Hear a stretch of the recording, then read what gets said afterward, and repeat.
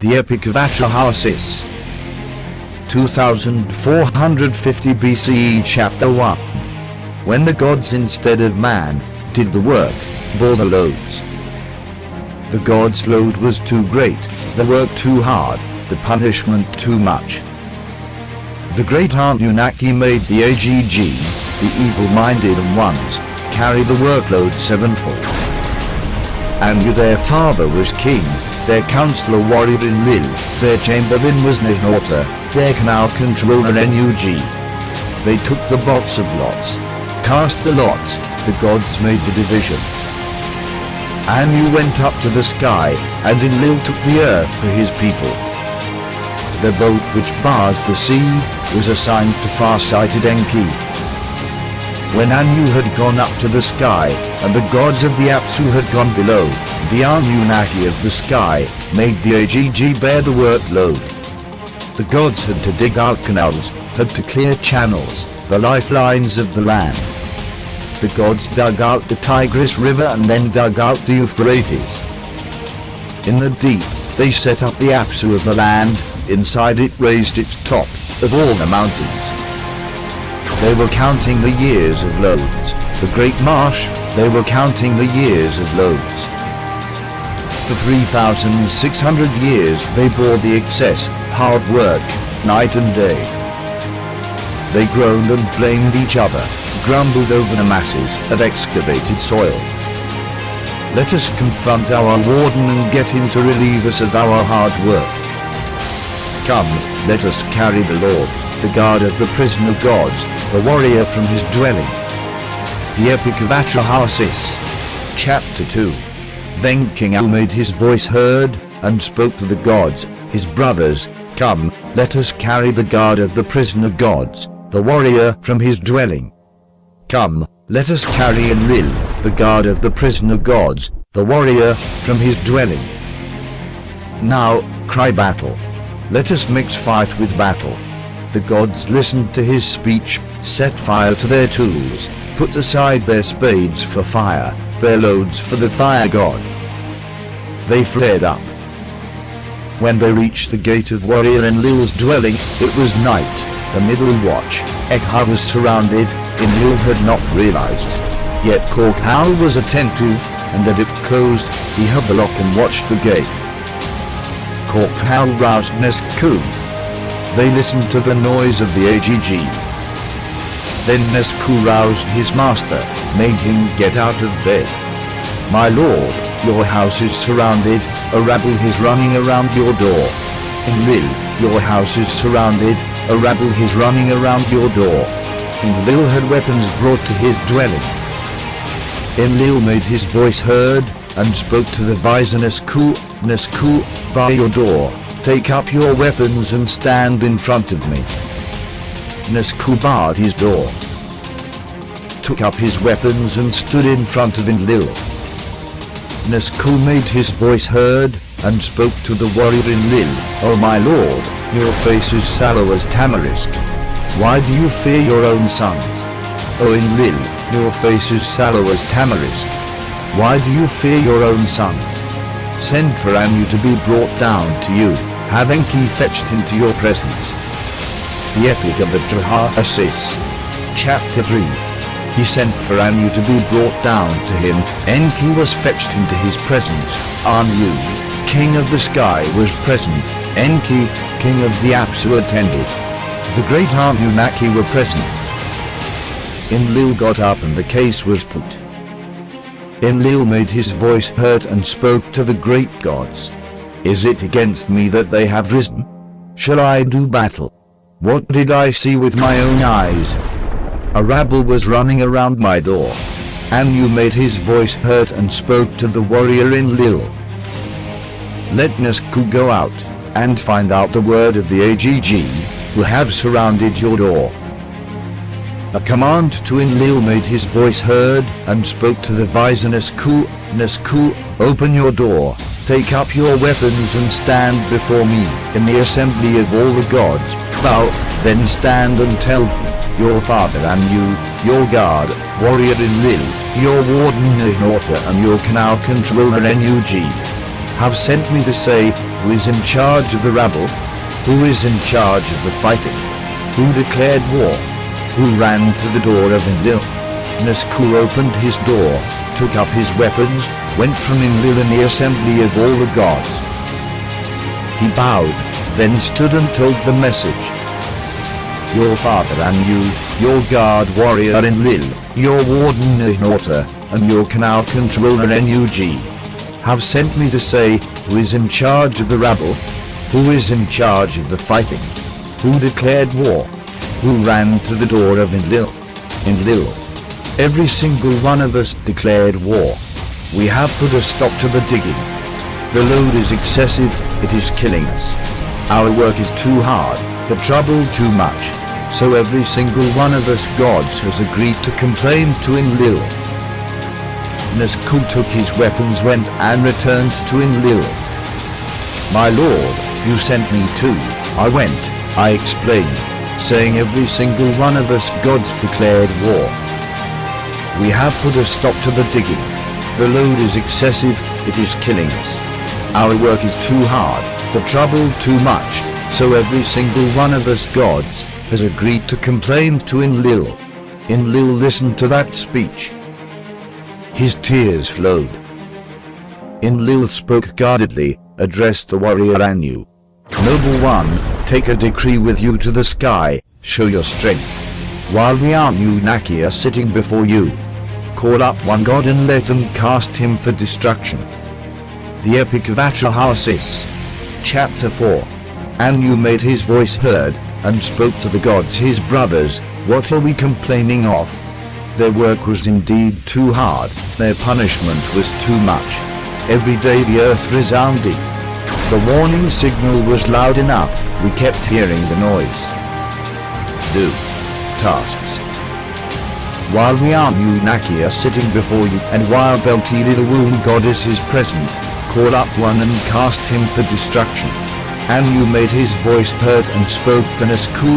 Nazku, open your door, take up your weapons, bow in the assembly of the great gods, then stand and tell your father Anu, your guard warrior Enlil, your warden Ignota and your canal controller Nug, have sent me to say, who is in charge of the rabble?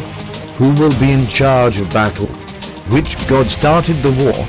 A rabble was running around my door. When Nazku heard this, he took up his weapons, bowed in the assembly of the great gods, then stood and told them. Your father Anu, your guard warrior Enlil, your warden Ignota and your canal controller Nug, have sent me to say, who is in charge of the rabble? Who is in charge of the fighting? Which god started the war? A rabble was running around Enlil's door.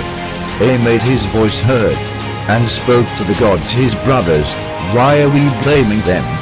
Their work was too hard, their punishment was too much.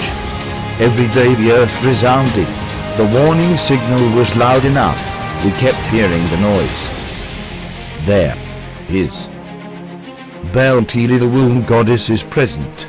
Let her create a mortal man, so that he may bear the yoke, so that he may bear the yoke, the work of Enlil. Let man bear the load of the gods. Belltilli the womb goddess is present, let the womb goddess create offspring, and let them bear the load of the gods. The Epic of Atrahasis. Chapter 5. They called up the goddess, asked the midwife of the gods, wise Mami, you are the womb goddess to be the creator of mankind. Create a mortal, that he may bear the yoke, let him bear the yoke, the work of Enlil. Let him bear the load of the prisoner gods. And he too made her voice heard, and spoke to the great gods, on the 1st, 7th, and 15th of the month, I shall make a purification by washing. Then one god shall be slaughtered, and the gods can be purified by immersion. And him too shall mix the clay with his flesh and blood. Then a god and a man will be mixed together in clay. Let us hear the drumbeat forever after, let a ghost come into existence from the god's flesh, let her proclaim it as her living sign, and let the ghost exist so as not to forget the slain god. They answered yes in the assembly, the great Annunaki who assigned the fates. On the 1st, 7th, and 15th of the month, he made a purification by washing. Ishtu'a, a god who had intelligence, they slaughtered in their assembly. Hintu mixed clay with his flesh and blood. They heard the drumbeat forever after. A ghost came into existence from the god's flesh, and she proclaimed it as his living sign. The ghost existed so as not to forget the slain god. After she had mixed the clay, she called up the Annunaki, the great gods. The Igigi, the great prisoner gods, spat spittle upon the clay. Mami made her voice heard, and spoke to the great gods, I have carried out perfectly the work that you ordered of me. You have slaughtered a god together with his intelligence. I have relieved you of your hard work, I have imposed your load on man. You have bestowed noise on man, you have bestowed noise on mankind. I have undone the chains of imprisonment and granted freedom. They listened to the speech of hers, and were freed from anxiety, and kissed her feet. We used to call you Mami, but now your name shall be Mistress of all gods. The Epic of Atrahasis. Chapter 6. Far-sighted Enki and wise Mami went into the room of fate. The womb goddesses were assembled. He trod the clay in her presence. She kept reciting an incantation, for Enki, staying in her presence, made her recite it.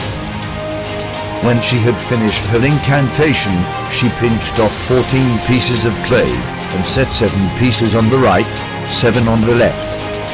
Between them she put down a mud brick. She made use of a reed, opened it to cut the umbilical cord, called up the wise and knowledgeable womb goddesses, 7 and 7.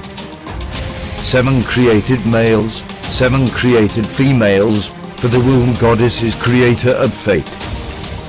He them 2 by 2, them 2 by 2 in her presence. Mami made these rules for people in the house of a woman who is giving birth. The mud brick shall be put down for 7 days. Belltilli, wise Mami shall be on it. The midwife shall rejoice in the house of the woman who gives birth, and when the woman gives birth to the baby, the mother of the baby shall sever herself. A man to a girl, her bosom. A beard can be seen on a young man's cheek. In gardens and waysides, a wife and her husband choose each other. The womb goddesses were assembled, and Hintu was present. They counted the months, called up the 10th month as the term of fates. When the 10th month came, she slipped in a staff and opened the womb. Her face was glad and joyful. She covered her head, performed the midwifery, put on her belt, said a blessing. She made a drawing in flour and put down a mud brick. I myself created it, my hands made it. The midwife shall rejoice in the house of the goddess to priestess whenever a woman gives birth, and the baby's mother severs herself. The mud brick shall be put down for 9 days. Nothing to the womb goddess shall be on it. She shall call their Mami. She shall, the womb goddess, lay down the linen cloth. When the bed is laid out in their house, a wife and her husband shall choose each other. Inanna shall rejoice in the wife-husband relationship in the father-in-law's house. Celebration shall last for 9 days, and they shall call Inanna Ishhara. On the 15th day, the fixed time of fate, she shall call. The Epic of Atrahasis. Chapter 7. A man, the son to his father, they sat armed. He was carrying, he saw Enlil. They took hold of, made new picks and spades, made big canals to feed people and sustain the gods 600 years, less than 600 passed, and the country was as noisy as a bellowing bull. The god grew restless at their racket, and Enlil had to listen to their noise. He addressed the great gods, the noise of mankind has become too much, I am losing sleep over their racket. Give the order that Shuruppak disease shall break out. Now there was one Atrahasis whose ear was open to his god Enki. He would speak with his god. and his God would speak with him. Atrahasis made his voice heard and spoke to his Lord, "How long will the gods make us suffer? Will they make us suffer illness forever?" Enki made his voice heard, and spoke to his servant. "Call the elders, the senior men. Start an uprising in your own house, let the heralds proclaim. Let them make a loud noise in the land. Do not revere your gods, do not pray to your goddesses, but search out the door of Nantara, bring as baked loaf into his presence. May the flour offerings reach him, may he be shamed by the presents, and wipe away his hand." Atrahasis took the order, gathered the elders to his door. Atrahasis made his voice heard, and spoke to the elders. "I have called the elders, the senior men. Start an uprising in your own house, let the heralds proclaim. Let them make a loud noise in the land.